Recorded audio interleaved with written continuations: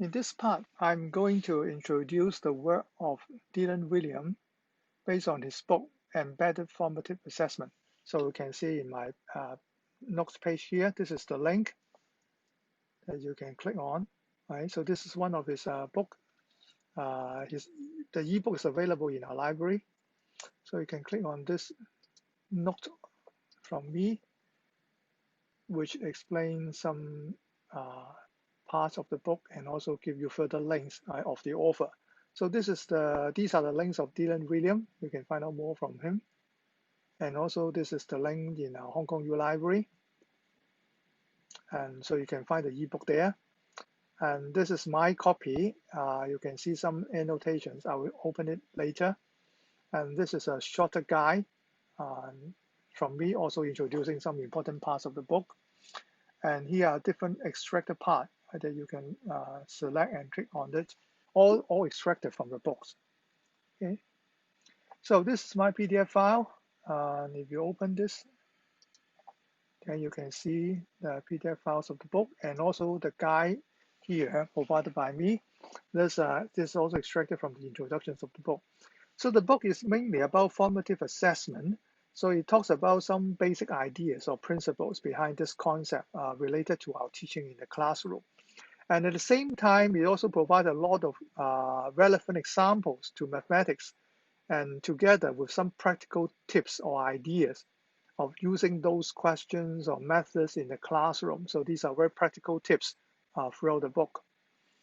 And so these are some of the highlight key strategies and big ideas. So particularly why formative assessment is important in the classroom. And remember, this is we're talking about this as a part of the lessons. It's not just about separate quiz or questions or exams. And so these are extracted from the book. These related to some of my other discussions about my multiple choice questions, right? So you can have a look of these pages. And for example, these are about using multiple choice question as discussion question and also for diagnostic purposes, right? So I also introduced these ideas in some other parts. So the question is not simply just checking or the answer or just giving practice for the student, but the point is in what way these multiple questions are very handy and useful tools to initiate discussion in the classroom. And so this is another examples or some analysis. And for example, this question is designed in such a way that students can make a choice and start off some discussion, explaining their choices or try to distinguish why the answers are different or the same. And particularly, there can be more than one correct answer, so which the author called the multiple correct answer question. Okay. So unlike exam question, you don't have to confine to only one correct options. For example, this one asking for the, I think it's for this, let's say, is it circumference or area? I think it's areas of circles, okay? And so there can be more than one correct answers among the given options.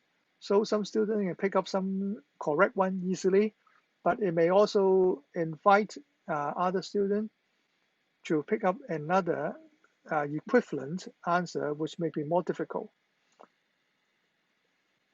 So these are further explanation why this kind of question can be useful in the classroom.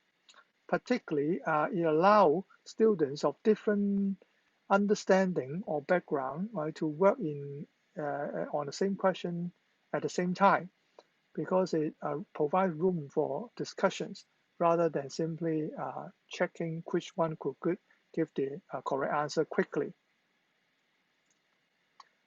Now, if you check the rest of the book, you can look at the other lists of techniques, which can be shown at the end of the book, or some questioning techniques, which I highlight here in the book. So you can find here in the book.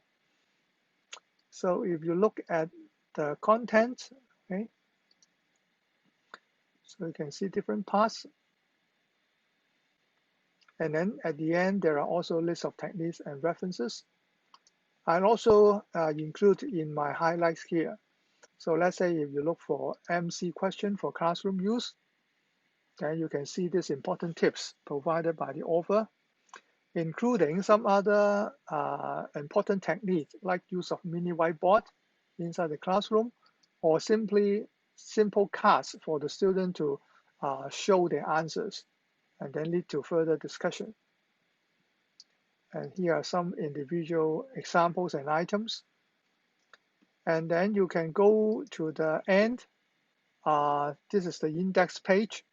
So you can see the list of techniques about questioning.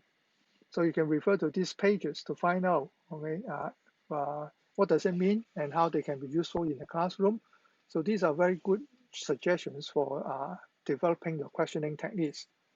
And similarly, also in the index page, another group I highlighted here is about feedback, because it's not just about how you ask questions, but it's also about how you make use of the students' responses, right, to further develop their understanding and learning. And further down, you can see the list of techniques summarized in another page. Some highlighted part are given by me, which I think are usually important in our classroom. The rest are also important, but I just select some a few maybe for your first checking. So you can look at these are very useful suggestions.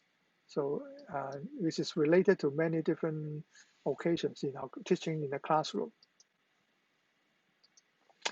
Okay, so this is what I want to introduce in my note here regarding this book, and also a lot of work based on Dylan Wiliam, right, regarding formative assessment in the classroom learning situations.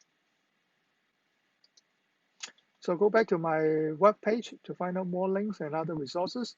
They're all connected and related to each other.